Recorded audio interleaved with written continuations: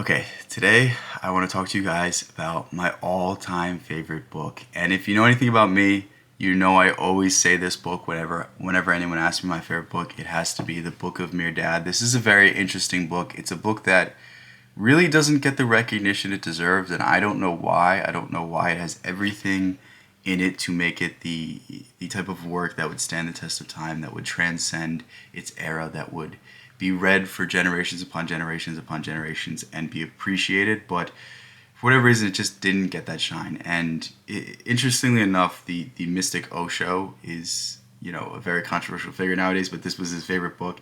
He has a lot to say about a lot of things, but he has nothing to say about this book aside from it's a masterpiece. There's a quote on the back: "Millions of people have tried to write books so that they can express the inexpressible, but they have utterly failed. I know only one book, the Book of Mere Dad, which has not failed. And if you cannot get to the very essence of it, it will be your failure, not his." Osho. And that to me is a awesome quote. That to me is an awesome statement, and it really tells you what this book is about. And to summarize the plot very broadly and not give away the finer details, it's basically about the fall of man. It's basically about recapturing what the original purpose of life is, what the original meaning of Christianity is, what the original message and purpose was, and divorcing that from what it has become. And I think that's something that no matter who you are, you can resonate with. No matter who you are, that's something that is inspiring. And it centers around this figure named Mere Dad, obviously. And there is this ark, and the ark is basically Noah's Ark. And after Noah's Ark, after the Great Flood, they set up a monastery to basically prevent the future fall of man, to basically prevent all of the greed, all of the avarice, all of the things that led to man's downfall. And interestingly enough, after generations, after centuries, the ark kind of loses its purpose. It kind of loses its mission.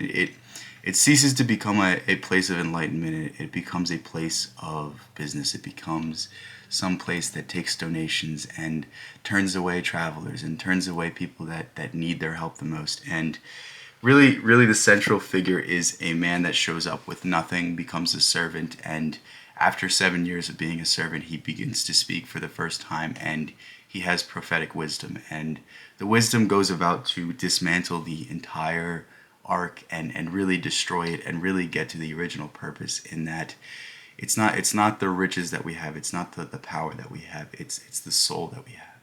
It's our ability to love, it's our ability to appreciate, it's our ability to remain human in a world that is so inhuman, that allows us to overcome everything. And this is beautifully done through the course of a very short book, and it's beautifully done in the sense that, like, I feel like it's a book that you would have to read 100 times before you grasp everything that Mikhail Naimi is trying to talk about, because it's something that is not written in the traditional sense of poetry, but it is poetic.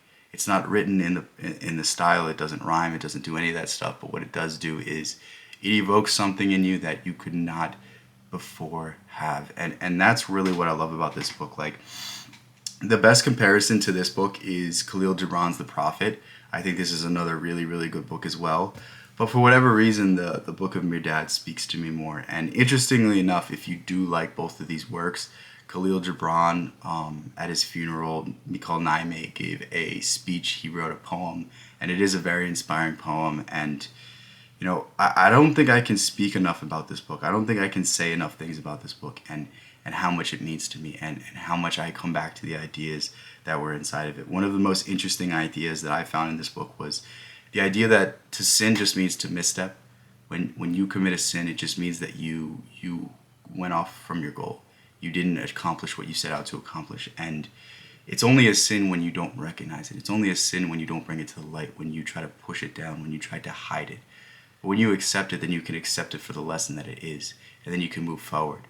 But the more you linger on the past, the more you linger on the things that have happened, is the more you force them to be replicated into the now. And that's really one of the most interesting and most inspiring ideas from the book. But this is just a mere fraction of the wisdom that's put into this book, and it's something that I plan on rereading very soon.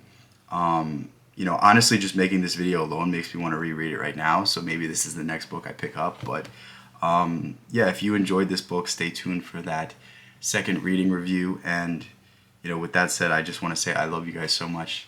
Thank you guys so much. It's crazy to see the support. It's crazy to see everything happening, and it's just really cool. It really is. That's all I can say. If you want to suggest me books, there's a link in the description now. That's a Google form. A few basic questions like what's the title of the book, how long is it, why do you like it, why do you think I'll like it, and overall plot summary without any spoilers. If you want to suggest me books, if you want to see me read the books that you guys like, go ahead, click that link. If you want more from me, stay tuned on the channel. If you want to support me, become a channel member, or if you even want to support me more and you want to read my writings, go ahead, join the school community link at the top of the description. I can't speak anymore.